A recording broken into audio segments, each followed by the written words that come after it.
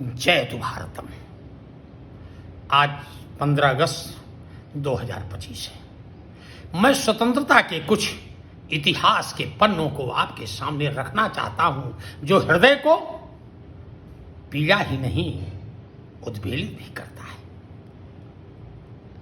मैं उस घटना को लेता हूं जब चाटुकार उस प्रयाग नगरी में बैठे हुए थे और भारत मां के उस सपूत को, उस लाल को रक्त रंजित किया जा रहा था, गोलियों से भूदा जा रहा था।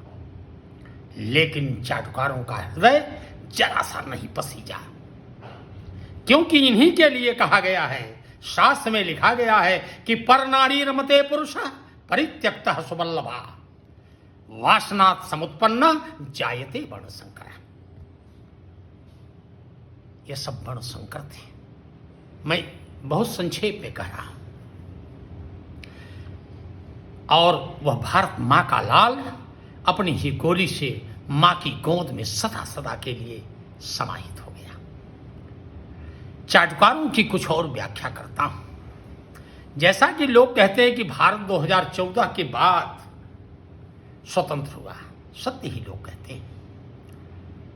परतंत्रता के उस इतिहास को मैं खोलना चाहता हूं जब एक भगवत भक्त, एक राम भक्त भगवान राम की अस्मिता की सुरक्षा के लिए हनुमान का रूप धारण करके अयोध्या की नगरी में प्रवेश करते हैं, तो ये सत्ता के चाटुकार उन्हें गोलियों से भून देते हैं और बैठ करके अपने सत्ता के राज सिंहासन पर बेहसते हैं, हंसते हैं।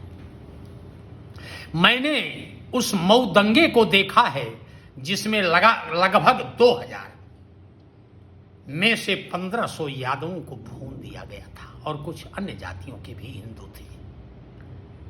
लेकिन ये सत्ता के चाटुकार लखनऊ में बैठ करके बेहस रहे थे। मैं कुछ और पन्ने को खोलना चाहता हूं जब कश्मीर में हमारे जवान शहीदों को भून दिया गया था, तो ये सत्ता के लोलुप प्रश्न कर रहे थे, पूछ रहे थे कि जवानों को कैसे मारा गया।